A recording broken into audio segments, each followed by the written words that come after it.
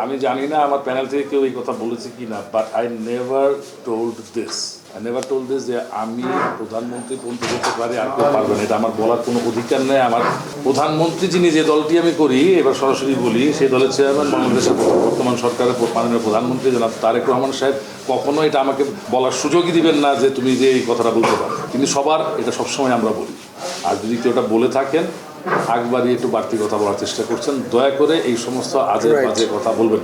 আমার কোনো ইন্টারভিউতে কি ওনারা শুনেছেন যে আমি কথা বলেছি? আমার কোনো টেলিফোন রেকর্ডস আছে যে ধরনের কথা আমি কেন বলে যাবো? যদি আমার যেতে হয় আমার প্রধানমন্ত্রীর কাছে আমার শিল্পীদের জন্য কল্যাণকর কিছু করার জন্য আমি যাবো। এটা আপনারা যেতে পারলে আপনারা যাবেন না, কোনো সমস্যা কি? দেখেন, আসলে হচ্ছে কি, চলচ্চিত্রটা একটা ফ্রিল্যান্স মিডিয়া। এখানে আপনি অভিনয় করার জন্য কোনো সমিতির সদস্য হতে হবে, এটা কোনো বাধ্যতামূলক কিছু না।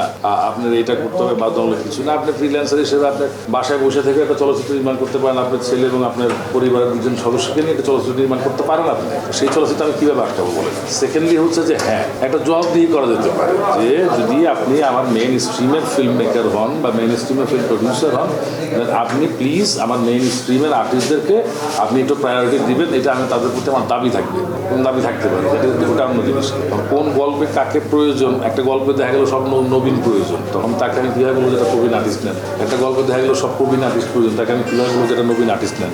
Depends on the story, depends on the maker, যে সে কাকে নিয়ে স্বাচ্ছন্দ্য বোধ করে। তারপরেও যেহেতু এখানে কথাটা উঠেছে, হ্যাঁ এই ক্ষেত্রে অনেকেই করে, তো আমরা আমাদের ওই প্রডিউসার ডিরেক্টরকে আমরা অনুরোধ করতে পারি, আমরা তাদের কাছে দাবি করতে পারি যে ভাই, বিকজ আমার অনেক শিল্পীও তো এখন বেকার হয়, তারাও তো ভালো কাজ করে, তারা ভালো কাজ জানে, why don't you try them?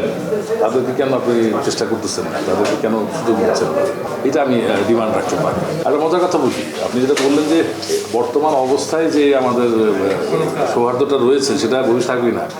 এখন কিন্তু the fight is going on. তো এই ফাইট ইজ গোয়িং অন, এই মুহূর্তে যে সৌহার্দ্যতা থাকে, when the fight will come end, তখন তার গন্ডগোল করার কোনো প্রশ্নই না, সুযোগ নেই।